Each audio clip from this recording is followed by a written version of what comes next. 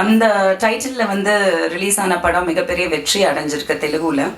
So நம்ம தமிழ்நாடை பொறுத்த வரைக்கும் ராதா சொன்ன மாதிரி அதர் லாங்குவேஜஸ்க்கு தான் நம்ம அதிகமாக சப்போர்ட் பண்ணுவோம், நம்ம லாங்குவேஜை விட அதிகமாக வந்து சப்போர்ட் பண்ணுவோம். ஸோ அந்த விதத்தில் வந்து இந்த படம் வந்து ஒரு தமிழ் பர்சன் நம்ம மாஸ்டர் தான் எடுத்திருக்காரு.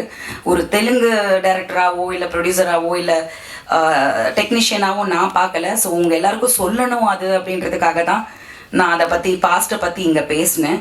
ஸோ கண்டிப்பாக வந்து அதில் வந்து உணர்வுகள் ஜாஸ்தி இருக்குது அந்த படத்தில். நான் பார்த்த அந்த இன்டர்வல் பிளாக் வந்து it's amazing, something that we have to watch. அதில் வந்து பர்ஃபார்மர்ஸ் எல்லாருமே வந்து பர்ஃபார்மன்ஸஸ் வந்து ப்ரில்லியண்ட்டாக பண்ணியிருக்காங்க. சொல்லவே வேணாம், விஜிகாலாம் வந்து அவங்க வாய்ஸ் எப்படி மாடுலேட் பண்ணுறாங்கன்றதை நான் இப்போ தான் பார்த்தேன். இங்கே பேசுகிறதுக்கும் படத்தில் பேசுகிறதுக்கும் சம்மந்தமே கிடையாது. ஸோ அந்த விதத்தில் I think it is a action fact entertainer and Ragin next generation hero. So it's like மிந்திலாம் வந்து ரவி சார் சொன்ன மாதிரி அடுத்த வாரிசு தான், வாரிசு நடிகராக தான் சொல்லுவாங்க. ஆனால் இப்போ என்னமோ நெப்போட்டிசம் அப்படி இப்படின்னு சொல்லிட்டு கெட்ட வார்த்தை பேசுகிறாங்க இங்கிலீஷில். பட் அது எப்படி வேணால் சொல்லுங்கள், it is a part of our blood, our DNA.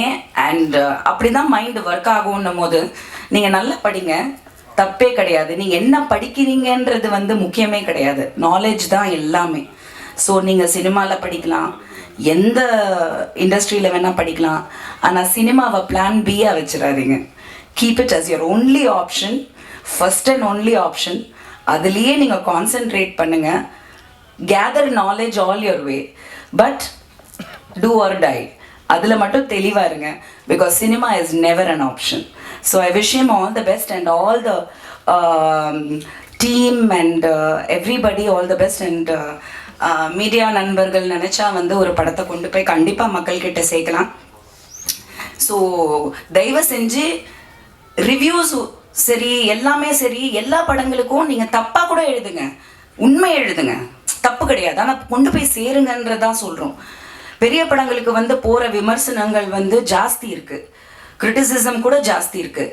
ஏன் வந்து எல்லா படங்களுக்கும் நீங்கள் எழுத மாட்டேங்கிறீங்கன்றது வந்து மிகப்பெரிய கொஸ்டினாக இருக்குது. நிறைய படங்கள் ரிலீஸ் ஆகுது, எல்லா படங்களும் ரிவ்யூஸில் வருதான்றது இல்லை. அது ஏன்? இங்கே வரும்போது எல்லாரும் எத்தனை பேர் வர்றீங்களோ அத்தனை பேர் தான் வர்றீங்க, ஓகே. பட் அதே இம்பார்ட்டன்ஸ் கொடுங்க, திட்டுங்க, எங்களை திருத்துங்க, ஆனால் நீங்கள் எழுதுங்க, குரல் கொடுங்கன்றது தான் என்னோட கோரிக்கை. ஒரு ப்ரொடியூசர், டைரக்டர் அண்ட் ஆக்டராக நான் கேட்குறேன்.